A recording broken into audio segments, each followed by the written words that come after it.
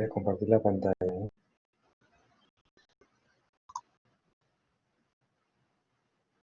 Ok.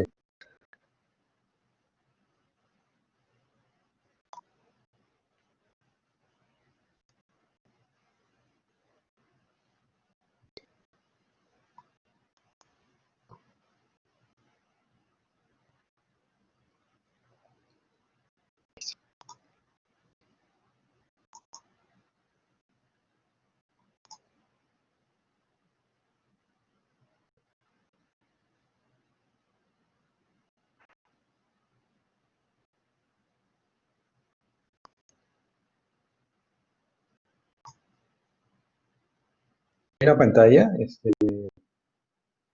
la diapositiva. Sí, eso sí podemos verlo. Ya, genial, ok. Listo. Bueno, soy de Marini, soy médico cardiólogo, asistente del servicio de cardiología del Hospital Almenara. Y conmigo va a llevar, vamos a ver el tema de cardiopatía isquémica aguda, ¿ok? Eh, Perú hasta antes de la era COVID, hay una transición demográfica y epidemiológica producto de.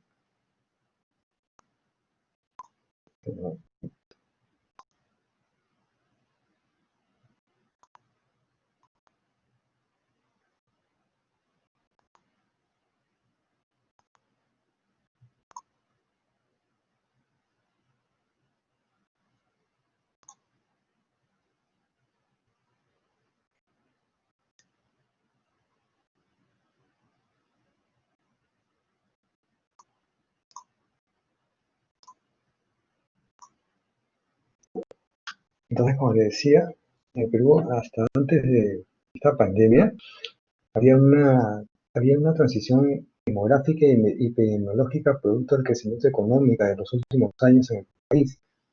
Y de ahí a mejoras en condiciones de vida, a pesar de estas mejores condiciones de vida que nos hace acercarnos a ser un país subdesarrollado, a un país desarrollado, nos igualamos en epidemiología de países en desarrollo, ¿no? Lo cual la causa principal de mortalidad en otros países europeos es la cardiopatía isquémica. Ya en Perú estábamos a ese nivel. La principal causa en Perú, según el estudio RENIMA, el estudio RENIMA fue un estudio que se hizo por varias etapas. Estuvo RENIMA 1, RENIMA 2, RENIMA 3. El último, RENIMA 3, es de 2014, donde se encontró que la principal causa de mortalidad en el país es la causa más importante de mortalidad en el Perú, es la cardiopatía isquémica aguda. Con todos estos cambios de modernidad que hemos tenido, también como que la enfermedad ha evolucionado y, y como la principal causa de muerte de la población adulta ha hecho que se genere así como una de las mayores cargas de patologías en lo que es la salud pública. Por eso es importante el conocimiento de esta enfermedad, ¿ya? Y la clínica de esta enfermedad.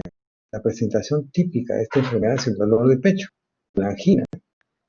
Y la angina es una de las principales consultas que se hacen en las emergencias de cualquier hospital o centro médico.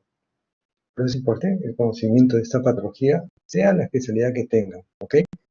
Esto lo debe dividir en definición, fisiopatología, diagnóstico y las formas de presentación de la cardiopatía isquémica aguda, que puede ser con un IMA-ST elevado o un IMA-ST no elevado.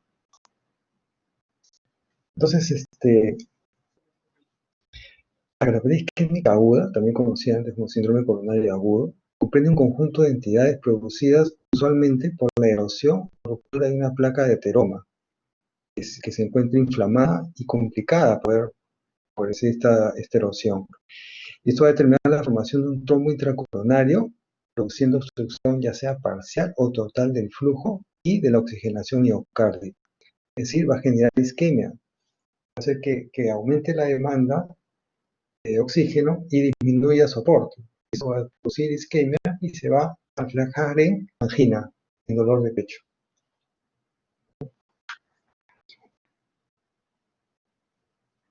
Entonces, la enfermedad coronaria isquémica es la principal causa de muerte y mortalidad en todo el mundo. La enfermedad cardiovascular es la principal causa de muerte a nivel mundial, por lo tanto, uno de los mayores problemas de salud pública. Su incidencia es más de 200 casos nuevos por año por 100.000 habitantes.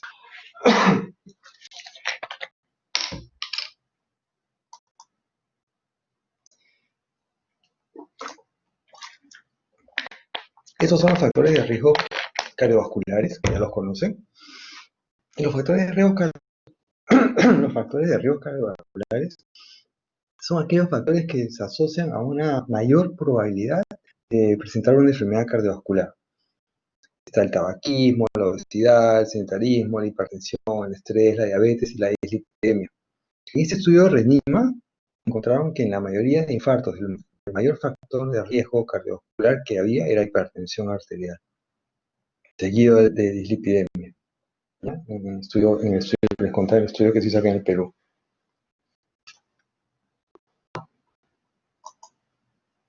Entonces, existe la cuarta definición de infarto de miocardio. Es importante que la sepan. Esta cuarta definición se realizó en el 2018 y se basa en el enfoque bioquímico y clínico de esa patología. Está definida la injuria o daño miocárdico como la evidencia de elevación de troponinas por encima del percentil 99 del límite superior de referencia. El daño miocárdico se da cuando se detecta un nuevo ascenso dinámico y una caída de los valores de troponina. El infarto se da por muerte celular, ¿no? Muerte del cardiomiocito causada por isquemia prolongada y tiene 5 presentaciones, que la vamos a ver acá. El tipo 1 es la que vamos a tomar hoy día, que es la que nos atañe ahora en el tema. Es la ruptura de placa inestable y trombosis coronaria de dicha placa. De dicha zona se encontraba la placa. La tipo 1 es la placa aterosclerótica que se pone inestable, inflamada, la ruptura y se forma el coágulo o el trombo a nivel coronario obstruyendo el pasaje de sangre. Tipo 1. Tipo 2 es un desbalance entre la oferta y la demanda de oxígeno al miocardio, pero no está relacionado con una aterotrombosis, a diferencia de la 1 que sí. En este caso, la 2, no hay una placa que sea la culpable. En este caso puede ser, la tipo 2 son, por ejemplo, los de anemia, cuando hay anemia, miocarditis, hipertensión arterial grave, insuficiencia cardíaca descompensada, nos pueden presentar un daño miocárdico y está reflejado con un tipo 2. La tipo 3, la tipo 3 es la que está relacionada en la mortalidad de los pacientes con síntomas sugestivos de isquemia miocárdica y se presume cambios en el electro antes del resultado de troponinas. Es decir, son aquellos pacientes que mueren, ¿no?, con síntomas compatibles con isquemia miocárdica acompañada de alteraciones presumiblemente nuevas en el electro, o fibrilación ventricular que se da antes de que podamos sacar la muestra de sangre y evaluar las troponinas, famosas muertes súbitas, ¿no? Tipo 4 están asociadas al procedimiento de angioplastía interluminal coronaria. Esta se divide en A, B, C. La tipo A es aquella elevación de troponinas luego de una angioplastía. La de tipo B es una trombosis del stent. Y la tipo C es la restenosis intra-stent. Acá tiene que estar por lo menos 5 veces más elevada la troponina sobre el percentil, el límite superior al percentil de referencia. Y la última está relacionada a las cirugías de revascularización coronaria, y acá está por encima de 10 veces por encima del percentil. El percentil 99 de la población se sitúa en 14 nanogramos por litro. Entonces, vamos a ver la de tipo 1. Entonces, los infartos tipo 1, que es el que se da por ruptura de placa aterosclerótica, ¿ya?, tiene que cumplir los siguientes criterios, ¿no? El tipo 1 es aquella detección de un aumento o caída de los valores de troponina, al menos un valor por encima del percentil 99 del límite superior de referencia, más uno de los siguientes hallazgos, que puede ser uno, síntomas agudos de isquemia miocárdica. ¿Cuál es el síntoma agudo de isquemia miocárdica? Dolor, angina. Puede ser disnea, o la mayor presentación es angina. Entonces, esté relacionado al aumento de troponina con síntomas clínicos, la clínica que trae el paciente. Dos, cambios electrocardiográficos, que lo vamos a ver más adelante. O presencias de ondas Q patológicas, ¿no? Las ondas Q patológicas son ondas de necrosis, ¿no? Estas ondas Q, para ser relacionadas con necrosis, tienen que cumplir unos parámetros que los van a ver cuando lleven el cosido electrocardiograma. O también que esté relacionado con estudios por imágenes, ¿no? Pérdida de nuevo miocardio viable o nuevas alteraciones en la motilidad regional de la pared si hay un patrón compatible con miocarditis isquémica, ¿no? Es un paciente con dolor torácico, de repente está con enzimas elevadas, si haces un ecocardiograma, tiene alteraciones de la motilidad, la fracción de eyección disminuida, que puede ser que esté compatible con el cuadro clínico, puede relacionarse con un IMA tipo 1. O la identificación de un trombo coronario por coronografía, incluyendo estudios de imagen intracoronaria o la autopsia.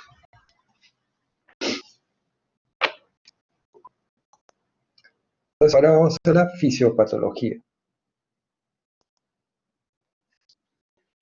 Lo que ocurre en la arteria es un daño endotelial, ¿bien? El daño endotelial se da por los factores de riesgo coronario. Los factores de riesgo coronario van a hacer que este endotelio esté disfuncionando, ¿ya? Van a producir una disfunción endotelial y en lo cual vamos a ver que los monocitos y las lipoproteínas de baja densidad van a atravesar el endotelio que se haya disfuncionando y para localizarse a nivel de la íntima, donde son captados por los macrófagos. Estos macrófagos, por apoptosis, van a liberar el lípido que habían captado y lo van a formar un core.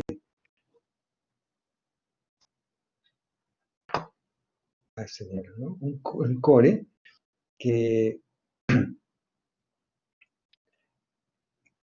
va a protruir hacia la luz del vaso. Y puede fracturarse o romperse por inflamación o hiperflujo y producir una adhesión de plaquetas y va a formar el trombo que va a ocluir ya sea parcial o totalmente el vaso, como ven acá. La placa con el core en su interior y que va protruyendo hacia la luz y si se inflama, se fractura, se rompe, las plaquetas van a acudir a tratar de sellar esto y a la hora de sellar van a frenar mayor obstrucción del vaso.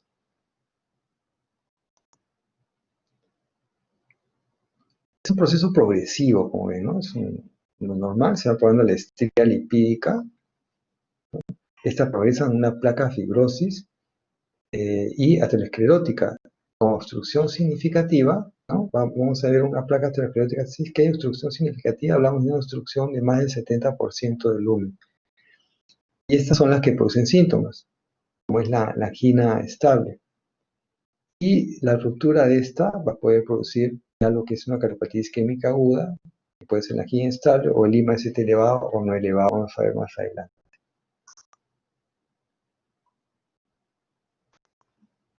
Respecto al diagnóstico, como mencionamos al inicio, en el diagnóstico de infarto se necesita, además del daño miocárdico, la evidencia de isquemia miocárdica, ya sea en forma de síntomas, ¿no? Angina, o cambios en el electrocardiograma, o también hallazgos en las técnicas de imágenes, como dijimos, identificando el trombo coronario. Entonces, cuando llega a la emergencia un paciente con dolor torácico y sospechamos de una cardiopatía isquémica aguda, solicitamos primero un electrocardiograma y si presenta alteraciones como elevación persistente del segmento ST, estamos frente a un diagnóstico IMA con elevación del ST o IMA-ST elevado. En cambio, si presenta un infradesnivel del ST o T negativas con aumento o caída de la troponina, estamos frente a un IMA-T no elevado. Y si hay troponinas negativas, pero dentro de un cambios dinámicos o una clínica muy típica de dolor torácico, estamos frente a una angina inestable.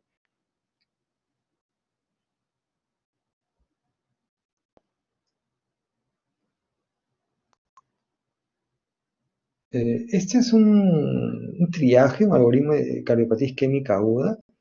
La evaluación inicial se basa en alta, moderada o baja probabilidad derivada del síntoma del paciente, sea un dolor torácico típico o no anginoso. También el electrocardiograma y las troponinas seriadas. La troponina cardíaca y sus cambios, cuando mayor sea el nivel, mayor será la probabilidad de infarto.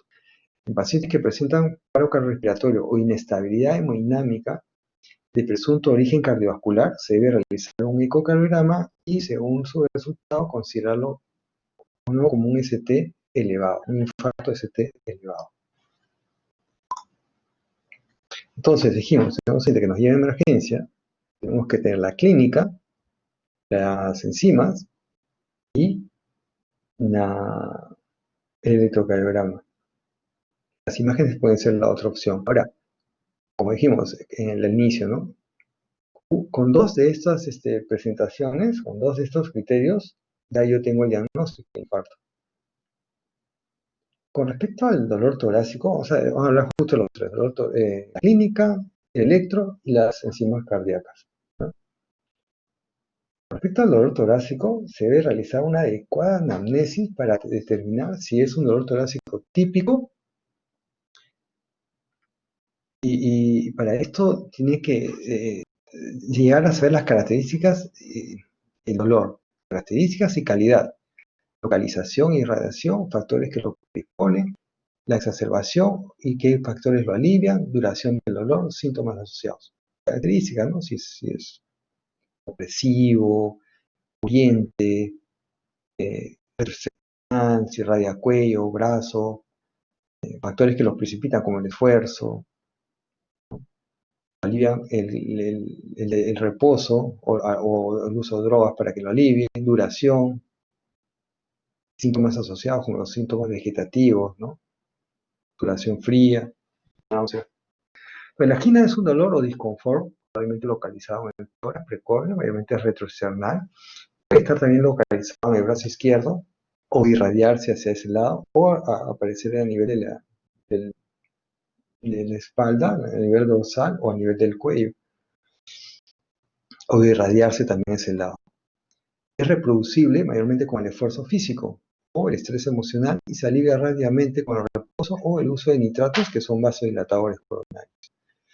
En la cardiopatía isquémica aguda, todas las cualidades que hemos mencionado en la angina, pero el episodio más severo, más prolongado, puede ocurrir en reposo, dura más de 10-20 minutos, y puede ser precipitado por ejercicio menor que lo habitual.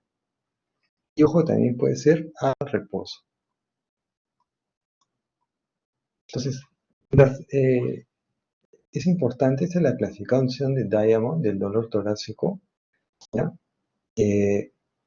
Vamos a ver si es un dolor típico o simplemente no es anginoso. Pues tenemos, si cumple estos criterios: si es opresivo, retrocessional, irradiado cuello, mandíbula, brazo izquierdo, o presenta el esfuerzo físico, el estrés emocional, o sea, el reposo o al uso de nitratos. Si cumple tres criterios, estoy hablando de dolor torácico típico, dos criterios atípico y un criterio dolor torácico no anginoso. Entonces, respecto al electrocardiograma, todo paciente que refiere dolor torácico está indicado la realización de un electrocardiograma.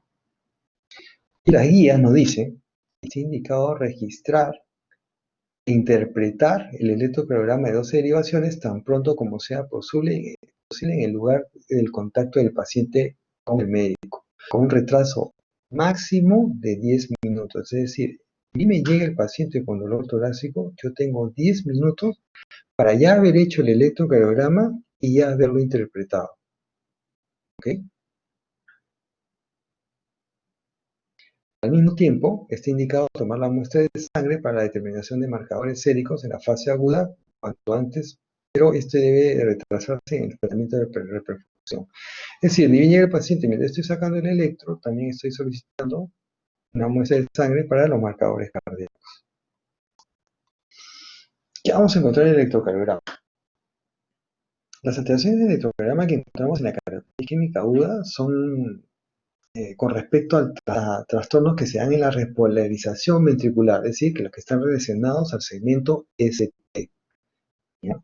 Entonces, el segmento ST tiene que ser isoeléctrico con R, es decir, tiene que estar al mismo nivel de la línea del PR, el segmento ST. Las alteraciones de como por ejemplo, caída del ST, depresión del ST o infradesnivel del ST por debajo del isoeléctrico del PR, estamos hablando de infradesnivel del ST en caso en el contexto de infarto sin elevación del ST. Es como está acá, miren este infradesnivel, acá es el PR, debería ser este nivel, el ST, mira cómo cae toda esta cantidad de milímetros que cae.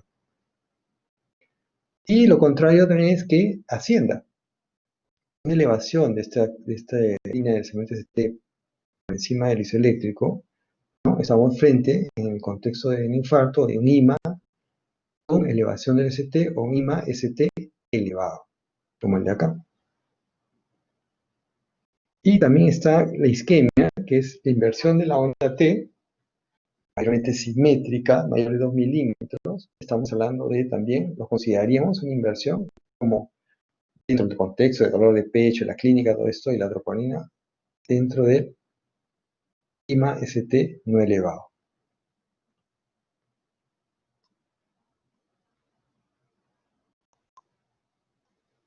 Por ejemplo, acá este es un electrocardiograma, paciente que debió ocurrir de repente de dolor torácico, cuidado de emergencia, hacerse el electro, lo que encuentra también es supradesnivel. Vieron acá, el supradesnivel es también conocido como lesiones epicárdicas. Mira, ve acá, B1, B1, B2, B3, B4, B5. ¿Qué cara corresponde eso? La cara anterior. B1, B2 septal, B3, B4 anterior, B5 lateral. Entonces yo lo asumo de frente, cara anterior. La alteración electrocardiográfica tiene que ser por lo menos en dos derivadas a más. Una es ninguna, tiene que ser dos derivadas a más. ¿Ya? Por eso es que a partir de dos derivadas yo tengo a qué cara corresponde esa alteración, esos cara del corazón corresponde a derivadas, a partir de dos, no de una. Y miren, acá tenemos infradesnivel, que viene a ser lesión subendocárdica. Acá hay otra, y acá hay otra. Y acá estamos hablando de D2, D3 y ABF, que corresponde a la cara inferior.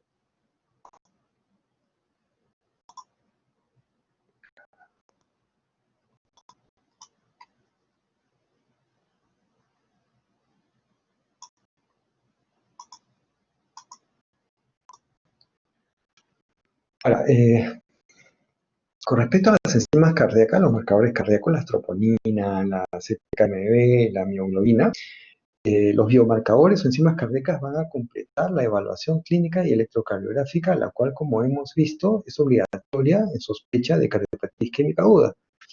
La troponina es la más sensible a lesión del cardiomiocito en comparación con la CPKMB, la creatinfosfoquinasa tipo MB, y es aún mucho más sensible que la mioglobina, ¿no? Estas dos últimas, su sensibilidad está más relacionada con, no es tan eh, sensible, no es tan sugestiva de lesión de cardiomiocito, a diferencia de la troponina.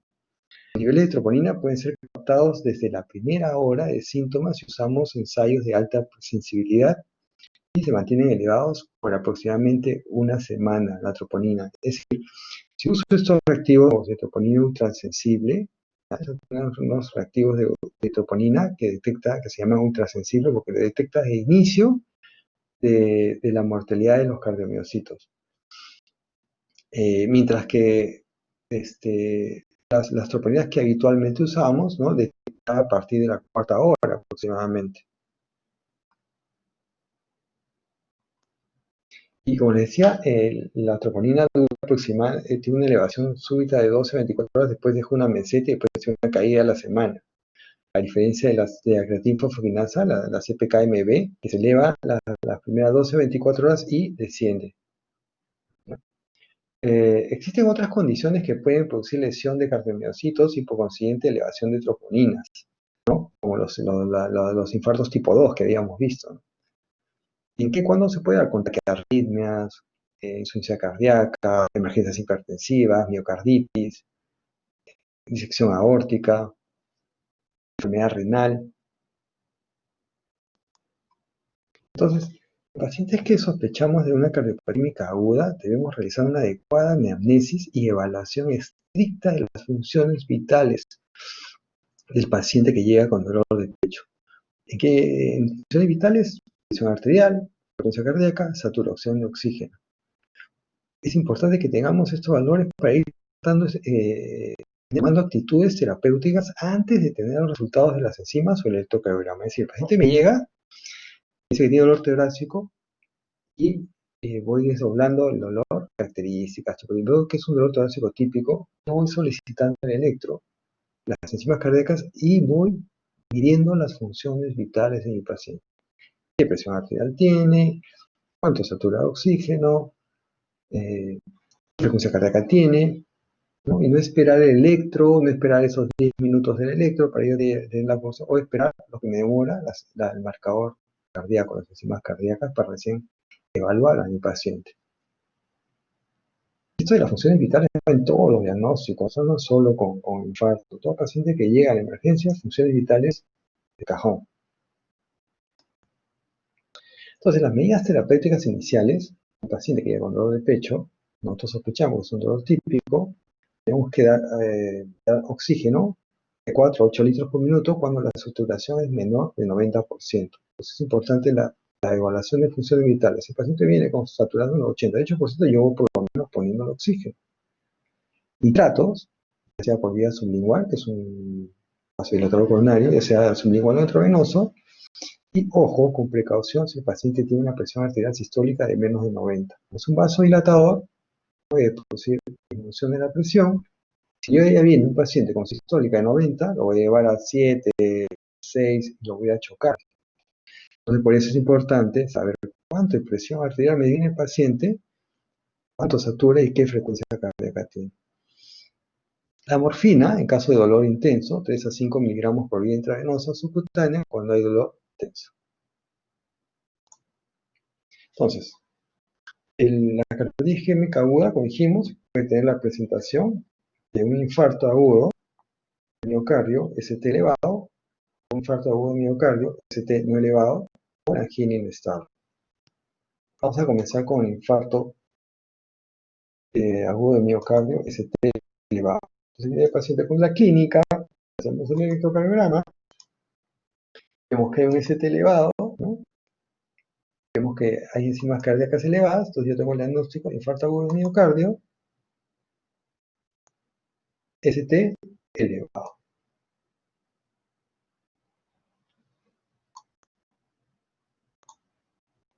Entonces, el infarto agudo con ST elevado se considera sugestivo de una oclusión prácticamente total de la arteria coronaria, ¿ya? Y es una oclusión aguda de la arteria coronaria y se da con un supradesnivel del ST en al menos 2 derivadas, como dije anteriormente, continuas. 2 derivadas continuas, una es ninguna, tienen que ser 2 continuas, y donde vamos a evaluar supradesnivel del ST mayor de 2.5 milímetros en hombres menores de 40 o mayor de 2 milímetros en hombres mayores de 40, ¿ya? En B2 o B3. Si en B2 o B3 tengo una elevación de 2.5 milímetros de ST de 40, o si es mayor de 40 tengo una elevación de 2 milímetros en B2, B3, y o más de 1 milímetro en las otras derivadas, estoy considerando un supradesnivel del ST. En caso de mujer es en B2, B3 mayor de 1.5 milímetros y en el resto de derivadas 1 milímetro, igual que en varón, ¿ya? En estos casos yo ya estoy considerando un supradesnivel del ST. En las alteraciones de la cara inferior, por ejemplo, D2, por ejemplo, no, en D2, D3 o ABF, o solo D2 con una más de ellas, se sugiere, en los infartos de cara inferior, se sugiere realizar derivadas de derecha, es decir, derivadas de B3 y B4, pero al lado derecho, ¿ya? Porque los infartos de cara inferior obviamente pueden tener una extensión al ventrículo derecho, entonces es importante hacer derivadas de B3 y B4 del lado derecho. En los bloqueos de rama izquierda, nuevos, en el contexto del dolor torácico, un bloqueo de rama izquierda nuevo, de presentación nueva, en el caso de un paciente que viene con dolor torácico, se debe considerarlo como un ST elevado. Existen los criterios de Sgarbosa. Si yo no sé si este bloqueo de rama izquierda es nuevo o de presentación nueva, entonces existen unos criterios que se llaman los criterios de Sgarbosa, que ya los vamos a ver también, que nos sirven para diferenciarlo de un infarto, y son criterios netamente electrocardiográficos, ¿no? Son tres criterios. Hay uno que es el principal, que es la presencia de supradesnivel de ST concordante con el QRS positivo, es el mejor indicador en este caso, ¿no? Es decir, por ejemplo, este no es concordante, pero miren, el QRS está hacia abajo, el sup está hacia arriba. Concordante es cuando el QRS está hacia arriba, el QRS también está hacia arriba. Eso sería concordante, ¿no? Ese le da más, en caso que, estoy hablando en caso de bloqueos de rama izquierda, ¿eh? Los bloqueos de rama derecha, con signos de isquemia y también nuevos, si persiste, también requiere una evaluación como un infarto agudo de miocardio. Entonces, en el ST elevado, como dijimos, los cuadros de agudos con elevación de ST es una oclusión importante de la arteria. Por lo tanto, es importante reperfundir lo más temprano posible esta arteria ocluida. Es decir, debemos inmediatamente restablecer el flujo coronario. Mientras más nos demoremos en reperfundirlo, más células y más músculo cardíaco se va a comprometer. Para reperfundir la arteria, es decir, restablecer la circulación normal en la arteria, tenemos dos opciones terapéuticas. Uno es el intervencionismo percutáneo coronario, que es el cateterismo coronario, donde se va a realizar una angioplastía y una colocación del stent.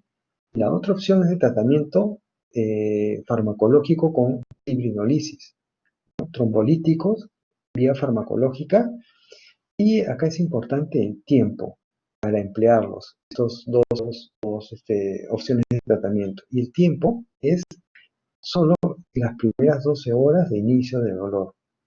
Posterior a estas 12 horas de inicio del dolor, no se ha demostrado beneficio de ninguna de las dos opciones. Es decir, el paciente llega a la emergencia, yo veo que viene con, lo indago, la anamnesis, viene con un dolor típico, porque tengo que decir cuándo comenzó ese dolor. Hace 2 horas, hace 3 horas, el dolor comenzó ayer, ¿no? O el paciente dice, hace 2 o 3 días tenía un disconfort en el pecho, y por eso vengo, pero ¿de cuándo fue el mayor dolor? Esa es la pregunta. Y te va a decir, hace 1 hora, hace 2 horas, por algo está viniendo. Si es que lo tiene tanto tiempo, por algo viene, porque aumentó el dolor súbitamente. Entonces, si estamos en un centro donde no contamos una sala de hemodinamia donde hacer un intervencionismo coronario, nos llega un paciente con dolor torácico, realizamos el electro en menos de 10 minutos, evidenciamos el ST elevado y estamos dentro de las primeras 12 horas de inicio de dolor. Si podemos transferirlo al paciente a otro centro que cuenta con una sala de hemodinamia, el tiempo que tenemos para transferirlo no tiene que ser mayor de 120 minutos, es decir, de 2 horas, para que ellos puedan iniciar el cateterismo. Es decir, si yo tengo el centro, yo no tengo mi cateterismo en mi hospital, pero el más cercano está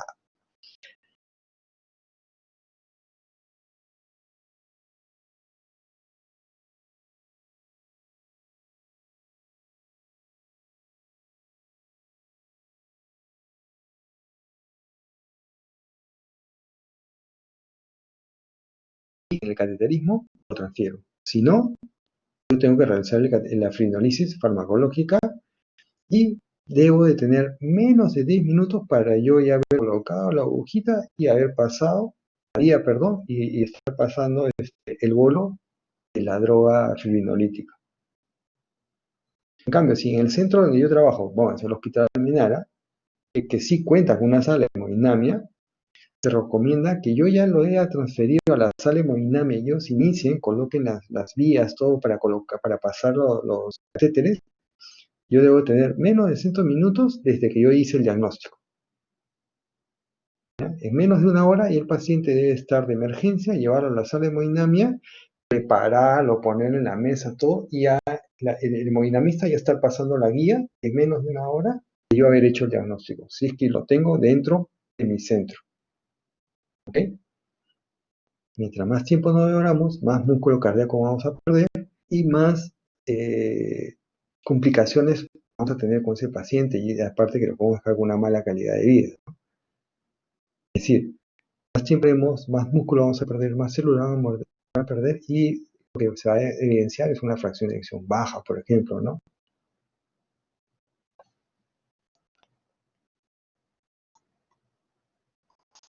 Entonces acá como que recapitulamos sobre lo que vimos hace un rato de los tiempos, con respecto a la terapia de reperfusión en el supra-desnivel LST. El paciente viene con una sintomatología dentro de las primeras 12 horas.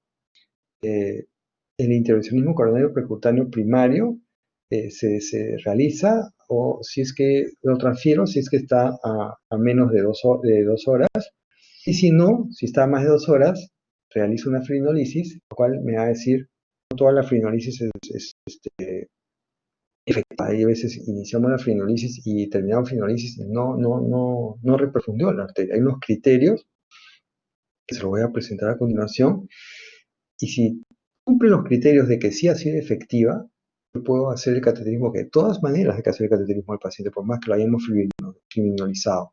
Pero ya tengo tiempo para transferirlo con más calma, ¿no?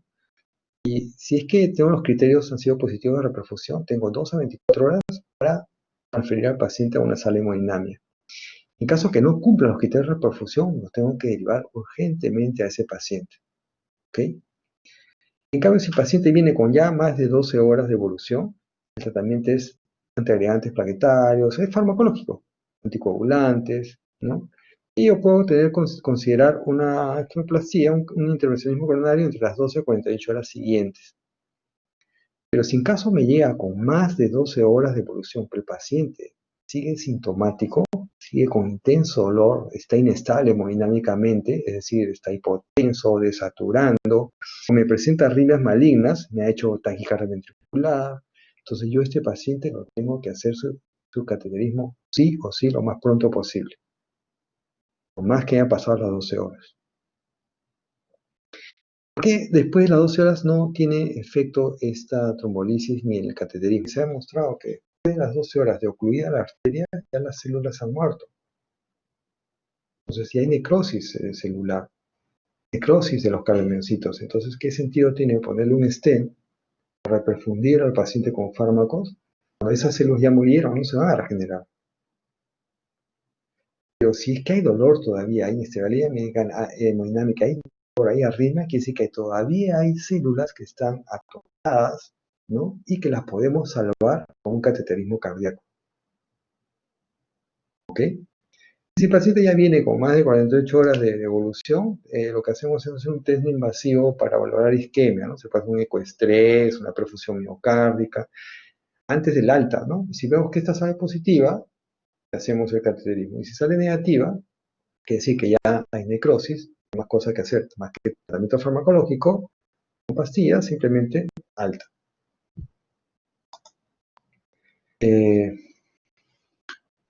Los fármacos que usamos para la trombolisis son fármacos fibrinolíticos que actúan sobre el plasminógeno, dando lugar a la conversión de la plasmina, que es su forma viva, y que a su vez cataliza la degradación de la fibrina o fibrinógeno. Y lo que hace es disolver el coágulo. En este caso, el alteplase que más usamos, el más usado es un activador tisular del plasminógeno, por eso conocido como TPA, actúa de manera específica sobre la fibrina. Su dosis, si en caso el paciente pesa menos de 65 kilos, es el bolo de 15 miligramos, 0.75 miligramos por kilo en 30 minutos. Pasamos de los 30 minutos 0.50 miligramos por kilo en 60 minutos. Y la dosis no debe ser mayor de 100 miligramos. En caso que pese más de 65 kilos, ya hay una dosis estándar, que es la de 15 miligramos en bolo, que pasa 50 miligramos en 30 minutos, y luego pasamos 35 miligramos en 60 minutos. Los frascos vienen de 50 miligramos, entonces usamos 2 frascos de alteplase. Y con respecto a la estreptoquinasa, esta no es específica de la fibrina, por lo que produce no solamente lisis del coágulo miocárdico, sino también una fibrinolisis sistémica. Y su dosis es esta, ¿no? Es 1,5 millones, ¿no? Lo diluimos con dextrosa o cloruro en 100 cc y lo pasamos en 60 minutos. Ahora, todo paciente está indicado trombolisis, ¿no? Yo tengo un paciente que no lo puedo transferir, le tengo que hacer una trombolisis, tengo que ver si tiene, contraindicaciones para usar este fármaco. Hay contraindicaciones absolutas, es decir, que por más que lo necesite, no la puedo usar.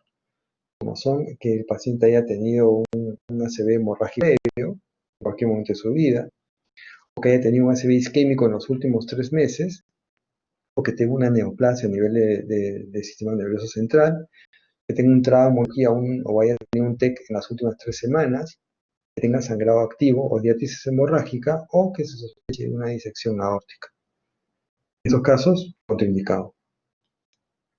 En ese caso ya tendría que yo optar por el intervencionismo más que me demore 2 horas. No voy a poder finalizarlo.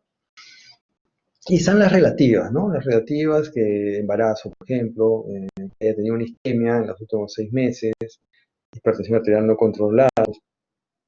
Estamos hablando de una presión arterial sistólica de más de 180, que tenga una úlcera péptica activa, o que haya sido trombolizado previamente con estreptoquinasa.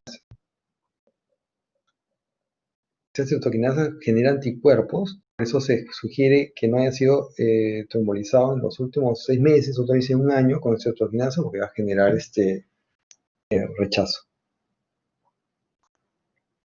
Los criterios de reperfusión. Estos criterios nos van a indicar si el uso de estos fármacos fibrinolíticos fueron efectivos o no. Es decir, si es que yo lo he terminado de trombolizar y sé que he abierto la arteria o no la he abierto, y si no la he abierto, tengo que transferirlo a un intervencionismo coronario urgente.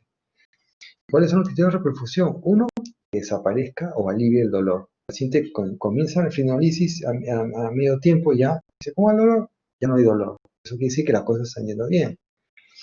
Dos, que haya descendido el ST que tenía al principio, que haya descendido total o por lo menos el 50% del primer electro que tuvimos al inicio de la llegada del paciente.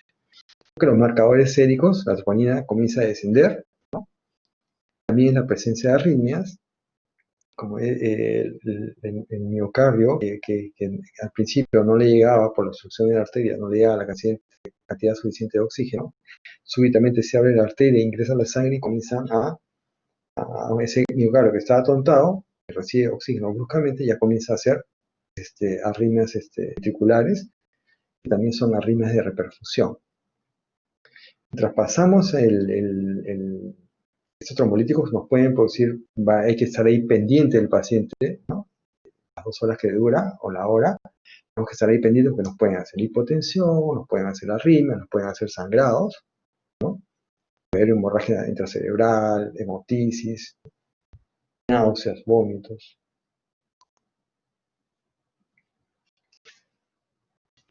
Entonces el tratamiento, ya sea en la fase aguda o subaguda, a largo plazo está indicado el tratamiento antiagregante plaquetario, el tratamiento anticoagulante, ¿no? En la fase aguda, sobre todo en el tratamiento antiagregante, usamos la aspirina, ¿ya? Conjuntamente con un inhibidor del P2Y12. En este caso lo que más usamos es clopidogrel, pero está también el ticagrelor, el prasugrel, pero en este caso es clopidogrel con aspirina, doble antiagregación, y en caso que este paciente se le coloque un stent, deberá usar esta doble antiagregación por lo menos un año. Con respecto a los anticoagulantes, se recomienda para pacientes tratados con fibrinolisis usar el anticoagulante hasta la revascularización, si es que se da, o hasta 8 días de la estancia hospitalaria.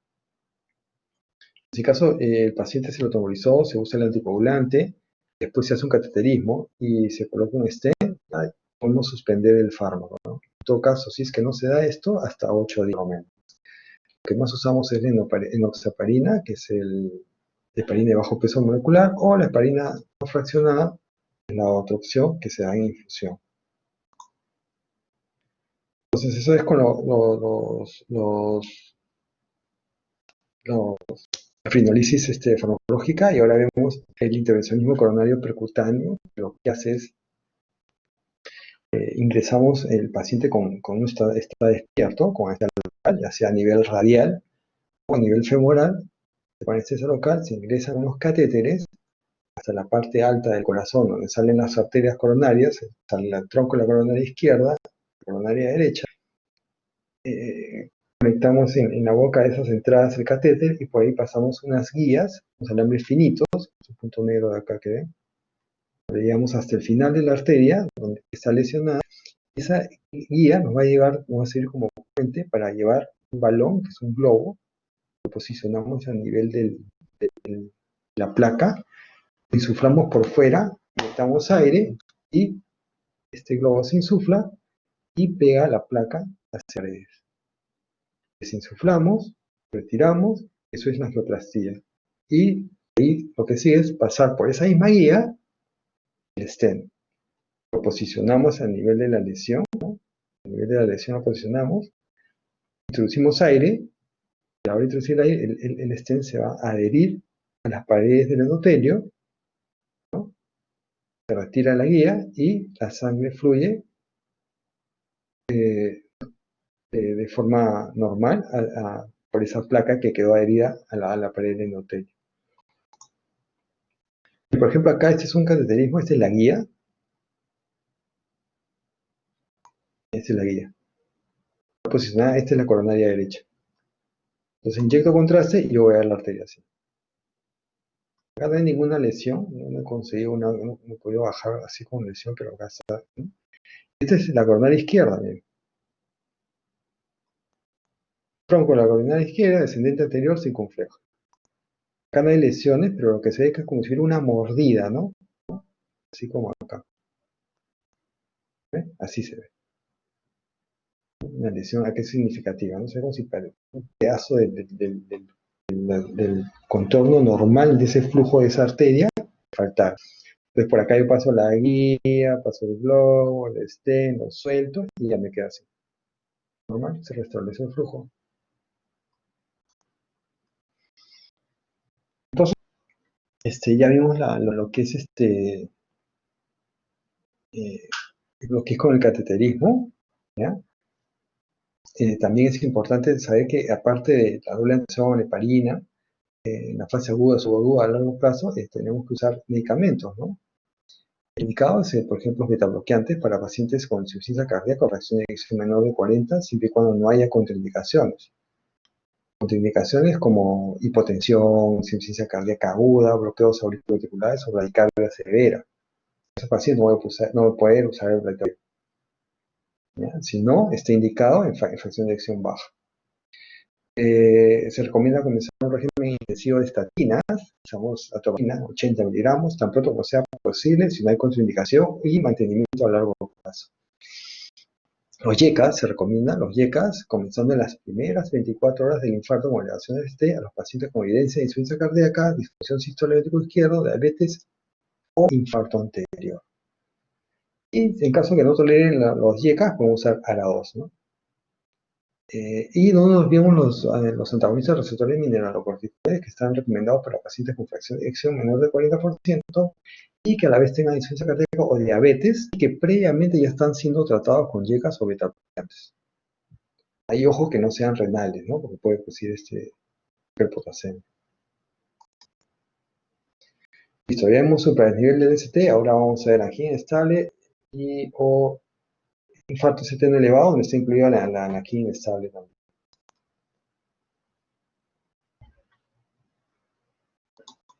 Si hay un ST infradesnivelado o T negativa, no presenta elevación de enzimas, sería considerado como una angina inestable, como les dije hace un rato, ¿no? Y si hay enzimas elevadas, estamos frente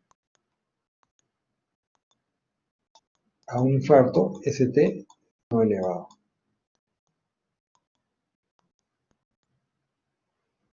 Inestable, pero si me presenta enzimas elevadas, yo ya hablo de IMA ST no elevado. O infranivel o T invertido. Cambios inespecíficos son aquellos que vienen, le haces un electro, está normal, le haces otro y después sale T negativas, ¿no? Ya es cambios inespecíficos. Pero si estamos en un contexto de error del torácico, típico, en angina inestable, mayormente son los pacientes que se refieren que hace un mes ya tienen dolor, pero el dolor ha progresado en el tiempo. Antes tenían dolor típico, opresivo, ¿no? Que le dolía al caminar, qué sé yo, 10 cuadras. Ahora le duele con simple hecho de caminar media cuadra o le duele en reposo. Entonces el dolor ha progresado. Esos son radios de angina inestable. Entonces aquí en el infranivel ST no se ha dado beneficio de la fibrinolisis farmacológica. No hay beneficio de la fibrinolisis farmacológica. No usamos la trombolisis farmacológica en el IMA ST no elevado. ¿Okay? Acá lo que vamos a hacer es cateterismo siempre y cuando tenga factores de riesgo altos para yo llevarlo a un cateterismo. Entonces tengo que ver el riesgo, el predictores de riesgo que me indiquen que este paciente sí amerita un cateterismo cardíaco. Entonces el electrocardiograma nos sirve como predictor de riesgo también. El electrocardiograma con infranivel ST es un marcador de riesgo cuantitativo según el número de derivadas con infranivel y la magnitud de la depresión. A más derivadas tomadas, a más infranivel del ST, va a indicar mayor isquemia correlacionada con mal pronóstico. En cambio, en el electrocardiograma que nos viene con inversión de la onda T, su pronóstico es menor que la depresión del ST, ¿no? Una T negativa no altera el pronóstico del paciente, a diferencia de un infradesnivel. Acá vemos un infradesnivel del ST, mira acá un infradesnivel, acá en B2, B3, B4, B5, ¿no? Voy a hacer su electro acá y me da como cae, 2, 3 milímetros de agua, el anterior. Entonces, el tratamiento en el ST no elevado o la angina estable, la actitud terapéutica de empleo de un intervencionismo corontario percutáneo con origen anterior va a estar determinado por la estratificación de riesgo que tenga el paciente. Para estratificar el riesgo usamos el ecocardiograma también. Hay, así como el eco, está escalas de Grace y la escala de TIMI. Son escalas que según la puntuación que nos ponen, pues vemos si este paciente es de alto riesgo o no es alto riesgo para que requiera un intervencionismo. La escala que más recomienda la guía es la de Grace. La vamos a ver en un rato. Y también están los criterios dependientes de la elevación estética o que es un paciente ya que tenga cardiopatía isquémica crónica, ¿no?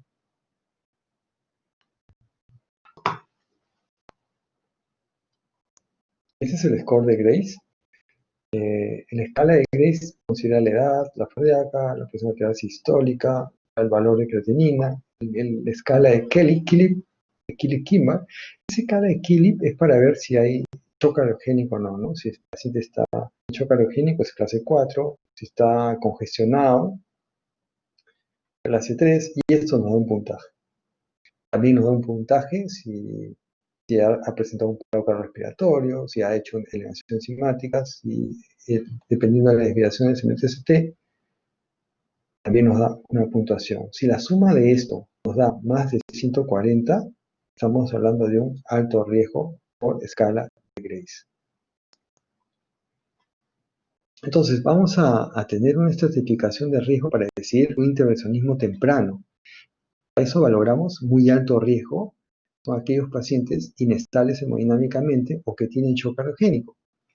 O también son aquellos que tienen recurrencia del dolor torácico o el dolor torácico es refractario al tratamiento. Más medicamentos que le doy, nitratos, morfina, ¿no? Sigue el dolor torácico. O pacientes que han prestado arritmias que comprometan la vida del paciente o complicaciones mecánicas del infarto. Las complicaciones mecánicas son ruptura del septo interventricular, regurgitación mitral aguda, que puede ser por ruptura de cuerda, o una ruptura de la pared libre del ventrículo izquierdo, ¿no? Esas son las complicaciones mecánicas. Otra es que tenga una falla cardíaca en el contexto del ST, ¿no? O que tenga un infranivel ST más de 1 milímetro en 6 derivadas, más un supra-ST en ABR. Los supra-ST en ABR mayormente están correlacionados con tronco de la coronaria izquierda o una descendente anterior bien proximal al tronco.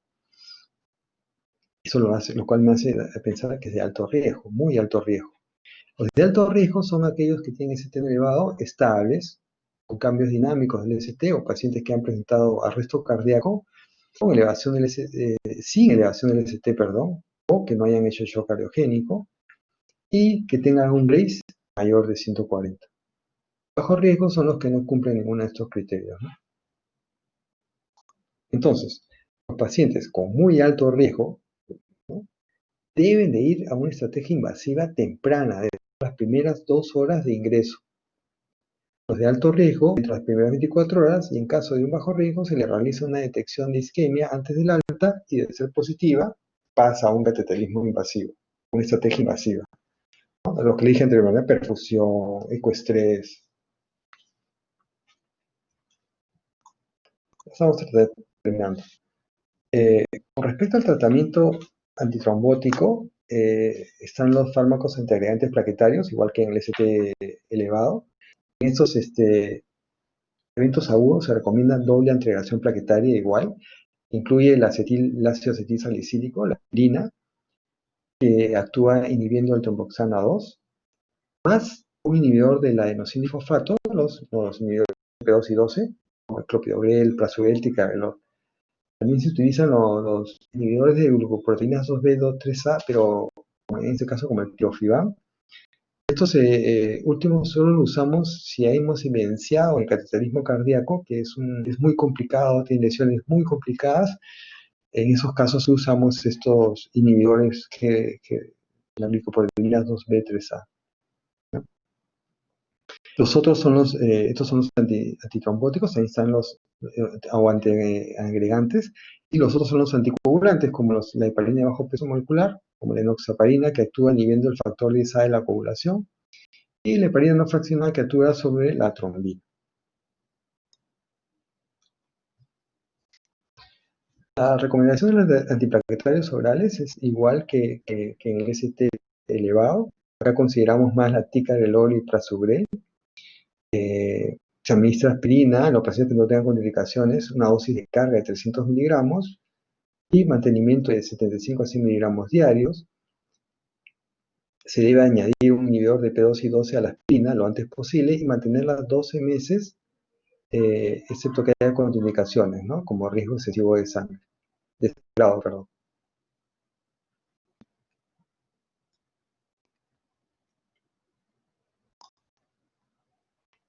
Con respecto a los inhibidores P2 y 12, la elección del tratamiento tiene que ser aunado a la aspirina y se puede usar hasta 12 meses, siempre y cuando no haya riesgo de sangrado. De todas estas, que más recomiendan es el prasugrel, ¿ya?, en caso de que el paciente haya un cateterismo. Su costo es mucho mayor que el clopidogrel. El clopidogrel hay genéricos, con lo cual nos hace más útil en el sentido de gastos al paciente, ¿no? Su dosis de carga, 300 miligramos, y se usa dosis diaria de 75. Lo usamos en caso que, como dice acá la guía, que no esté a la mano el prasugrel o el ticagrelor.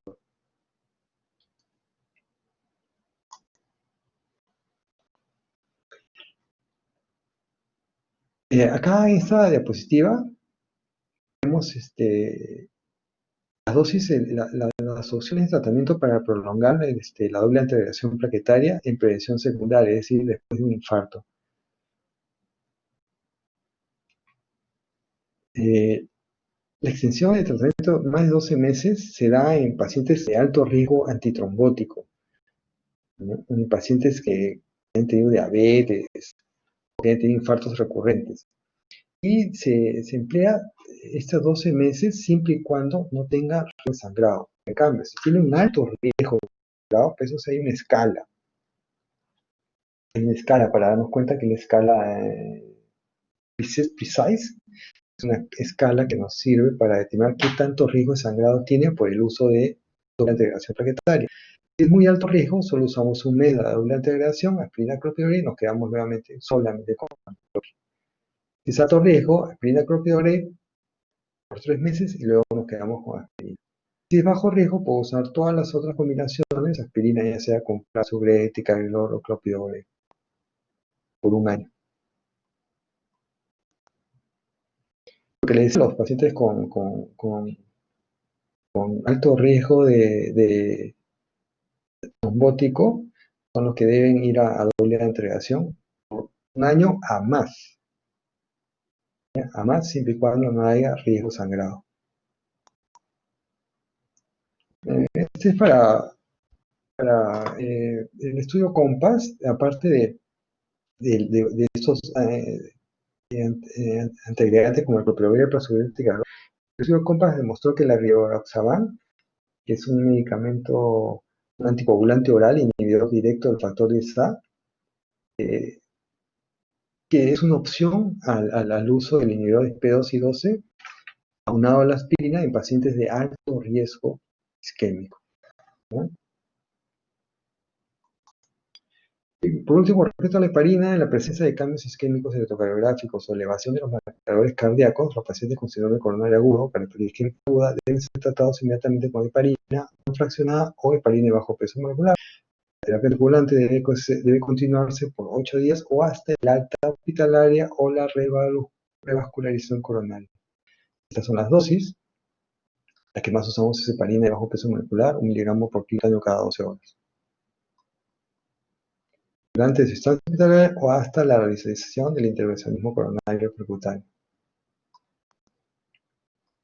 En la era COVID, lo que hacemos, si nos viene un paciente bajo riesgo, sin elevación del FT, nos sale que es un COVID negativo, preferiríamos hacer el cateterismo cardíaco en nuestro hospital, que tenemos sala de hemodinamia, ¿no? Para tener la alta precoz de paciente. Hacer el cateterismo el 30 días a tu casa. En vez de tenerlo los 5, 8 días o 10 días hospitalizados, mientras se van haciendo los estudios, de viabilidad, todo eso, entonces hay la alta probabilidad de contagio, entonces es preferible hacer el cate y a su casa. Si es bajo riesgo, positivo, preferimos diferir el cateterismo. Ahora, si es un alto riesgo, tenemos que hacer, si es inestable, tenemos así como un ST elevado, tenemos que hacer sí o sí el cateterismo coronario, tomando las medidas de protección necesarias para COVID-19, sea o no, sea positivo o no, ¿no? La fuente de información mayormente han sido las guías sobre ST elevado, ST no elevado. Y listo, eso sería todo la, la, la teoría de hoy día. ¿Alguna pregunta?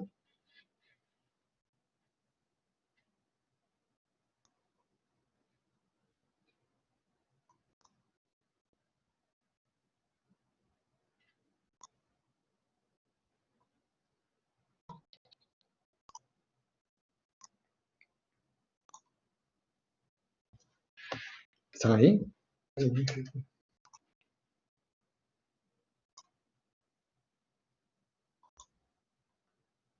Sí, ok. Claro, genial. Eli González. ¿Ninguna pregunta? ¿Una pregunta?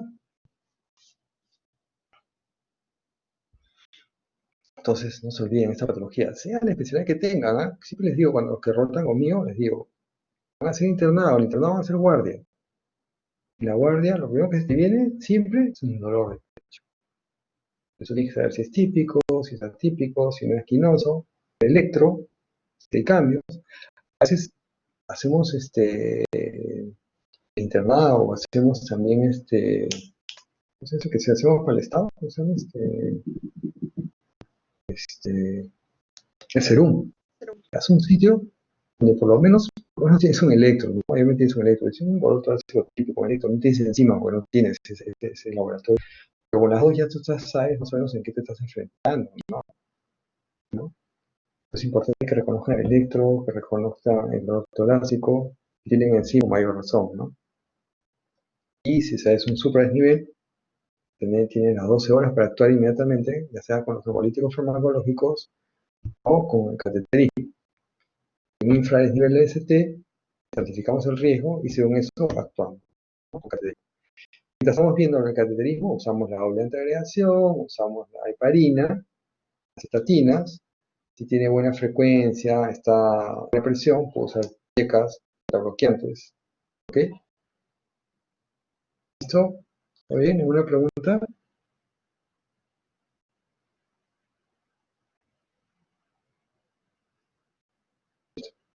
Bueno, si no hay ninguna pregunta, los dejo ahí. Cuídense mucho.